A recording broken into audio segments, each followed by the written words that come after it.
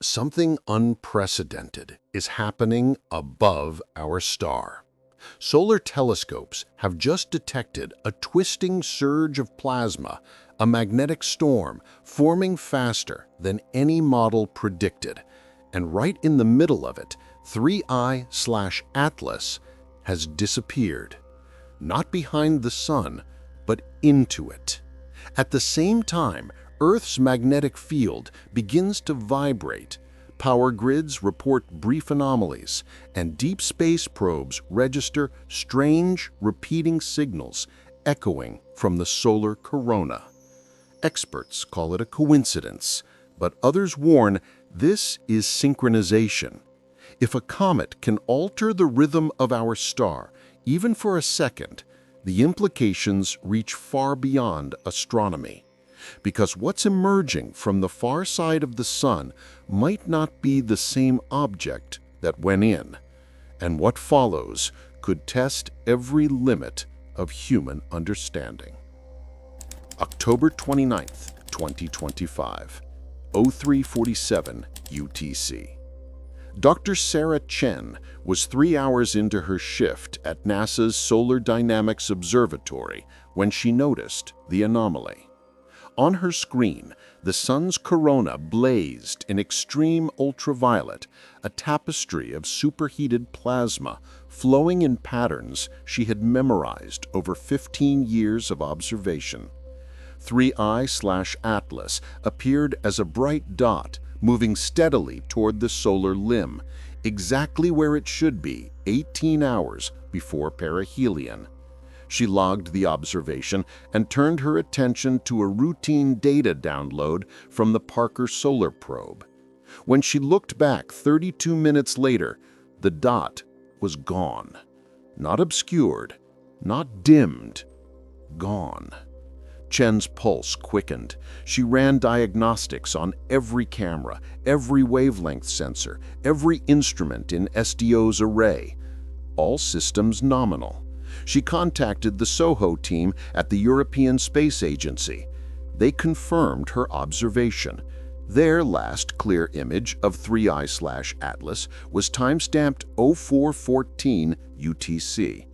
After that, nothing but empty space where an interstellar visitor should have been. Chen pulled the latest telemetry from Parker's Solar Probe, humanity's closest sentinel to the sun. What she found made her call Dr. Michael Hartmann at ESA's Space Weather Coordination Center immediately. Parker's magnetometer had recorded something extraordinary in the final minutes before 3I/Atlas vanished. A spiral signature in the local magnetic field, a corkscrew pattern that wrapped around the comet's position and then collapsed inward. The pattern repeated 3 times, each pulse growing stronger, each one pulling surrounding plasma toward a central point. Then, the field snapped back to baseline, and 3I/Atlas was simply no longer there. Hartmann had spent 30 years modeling magnetic reconnection events, the violent rearrangements of solar magnetic fields that power flares and coronal mass ejections. Those events exploded outward, releasing energy in spectacular bursts visible across the solar system. This was the opposite, an implosion, as if something had grabbed the sun's magnetic field lines and tied them into a knot. Within 6 hours, Dr. Yuki Takahashi at Japan's Hinode Solar Observatory confirmed something even stranger. A stable sunspot group directly beneath where 3I/Atlas had disappeared suddenly erupted with a series of medium-class flares. Each flare pulsed in perfect rhythm, separated by exactly 4 hours. That interval sent a chill through the small group of scientists now sharing data outside official channels. 4 hours. The same cycle detected in 3I/Atlas's thermal signature back in August when the James Webb Space Telescope first flagged its core as impossibly bright. The same rhythm that had puzzled astronomers for months was now playing out on the surface of the Sun itself. You might expect the space agencies to announce this immediately. They didn't. NASA's Solar Physics Division issued a brief public statement acknowledging that 3I/Atlas had passed perihelion and was no longer visible due to solar conjunction. No mention of the disappearance, no mention of the magnetic implosion. Behind closed doors, Hartmann's team ran simulation after simulation, trying to recreate what Parker had recorded. Every model failed. The energy required to compress the Sun's magnetic field in that manner would need an external source comparable to a solar flare itself. No comet could generate that kind of power. Then, the power grids started reporting. It began in Norway at 0420 UTC, just minutes after 3I/Atlas vanished. Brief voltage fluctuations, each lasting less than a second, too short to trigger automatic shutdowns, but recorded by monitoring systems across Scandinavia.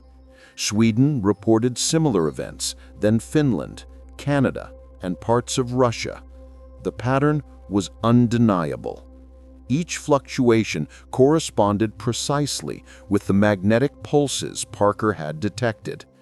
Earth's magnetic field, the invisible shield protecting the planet from solar radiation, was vibrating, in sync with whatever had happened 150 million kilometers away.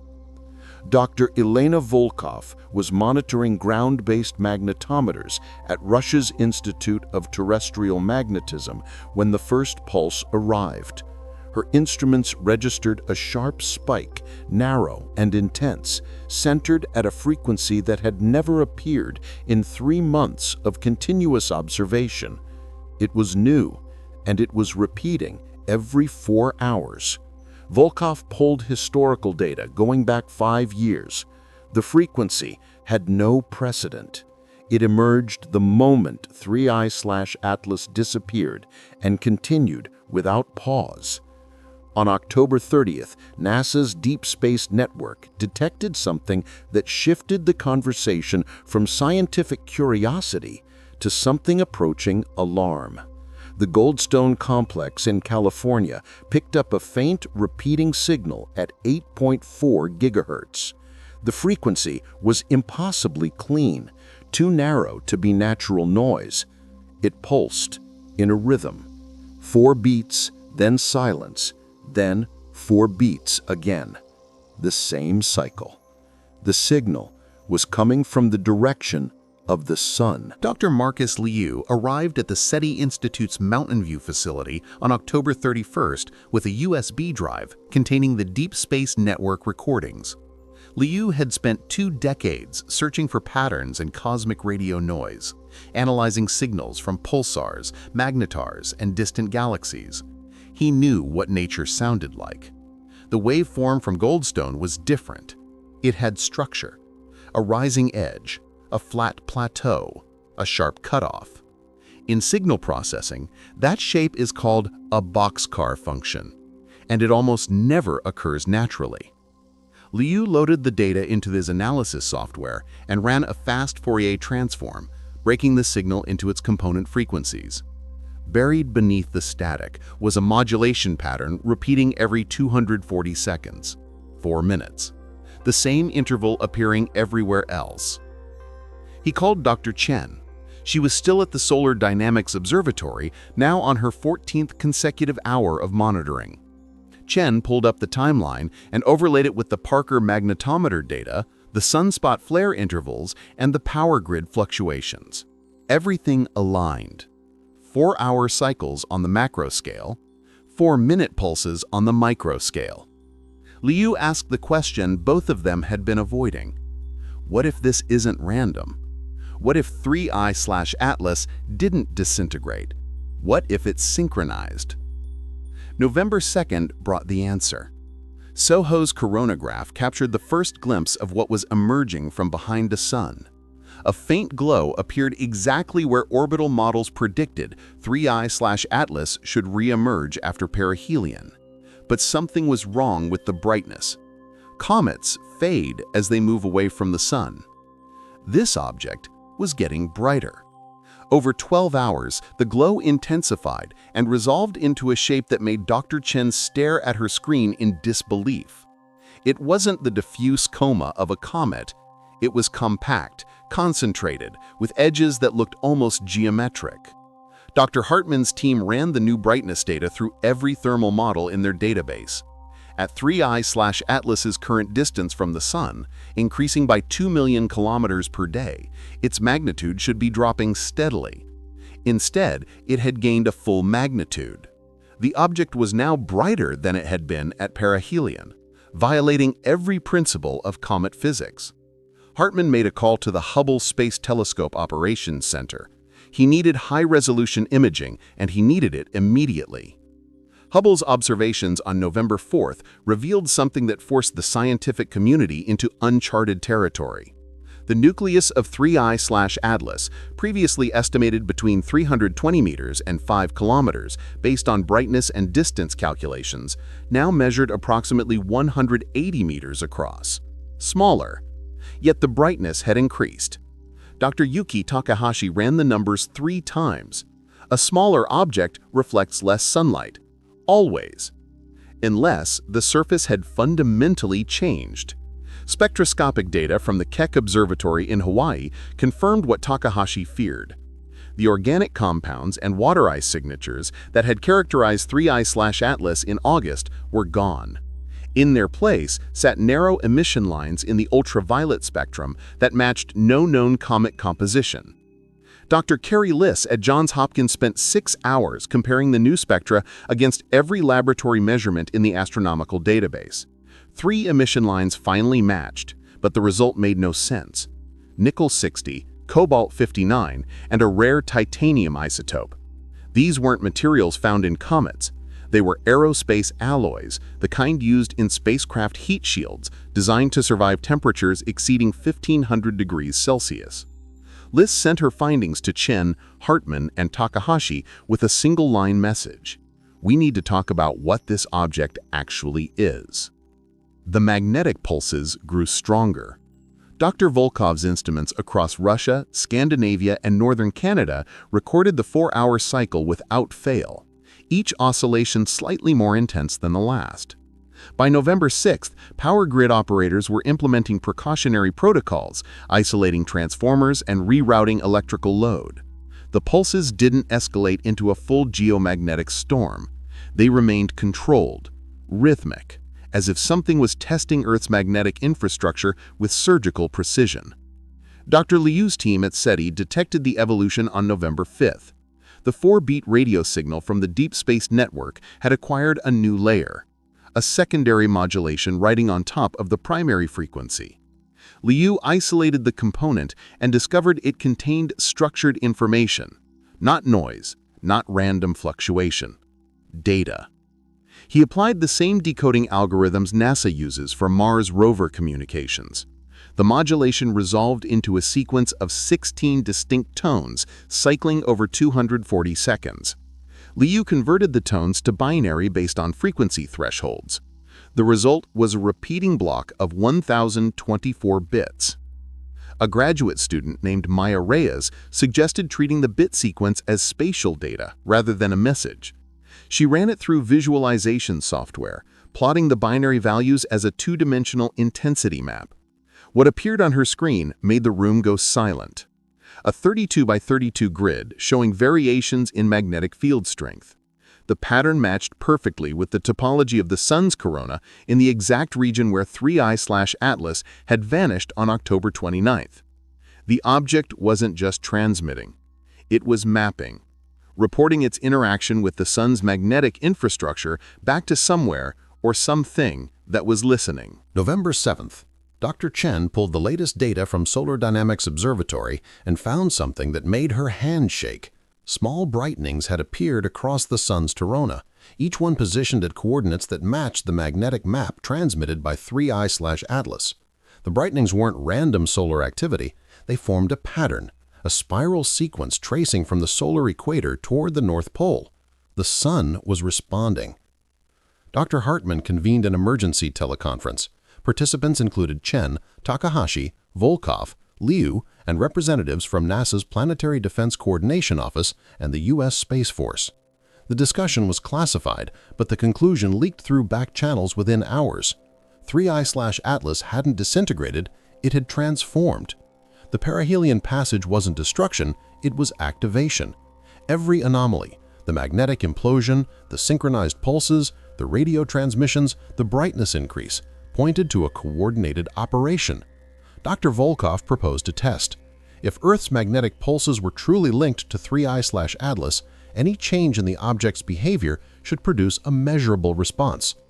On November 10th, the James Webb Space Telescope targeted 3I/Atlas during one of its 4-hour cycles. At 14 o'clock UTC, Webb recorded a sudden 35% brightness increase in the infrared spectrum. The spike lasted 11 minutes, then dropped to baseline. 16 minutes later, exactly the light travel time from Sun to Earth, Volkov's magnetometers registered a pulse. The correlation was undeniable. 3I/Atlas was transmitting, and Earth's magnetic field was receiving. On November 12th, amateur astronomers worldwide reported seeing something unusual in the pre-dawn sky. A faint green glow near the solar limb, visible through backyard telescopes. Professional observatories confirmed it. 3I/Atlas had developed a new tail, but this one didn't point away from the Sun like normal comet tails. It pointed perpendicular to the solar wind, cutting across magnetic field lines as if the object was no longer subject to the same forces governing every other body in the solar system. Dr. Liu detected the final piece on November 14th. The radio signal from 3I/Atlas changed abruptly. The 4-beat pattern stopped. In its place came a continuous tone at a single frequency, holding steady for 6 hours. Then it shifted to a new frequency and held again. Liu recognized the pattern immediately. It was a countdown. Each frequency shift marked an interval. The spacing was decreasing. Whatever 3I/Atlas was doing, it was building towards something. On November 16th, SOHO captured 3I/Atlas beginning a course correction. The object was no longer following its predicted hyperbolic trajectory out of the solar system, it was turning. Slowly, deliberately. The new trajectory would take it back toward the inner solar system, not in months or years, but in weeks. Dr. Chen calculated the revised orbit and felt her breath catch. If 3I/Atlas maintained its current acceleration, it would reach Earth's orbital distance by December 8th, 22 days away. The radio countdown continued. Each shift came faster now. Dr. Hartmann's final report to NASA headquarters contained a single recommendation: prepare for contact. Because whatever 3I/Atlas had become after passing through the Sun, it was no longer leaving. It was coming back. And the synchronized pulses, the magnetic map, the brightness transformation, all of it suggested one impossible conclusion. The Sun hadn't destroyed 3I/Atlas, it had given it instructions.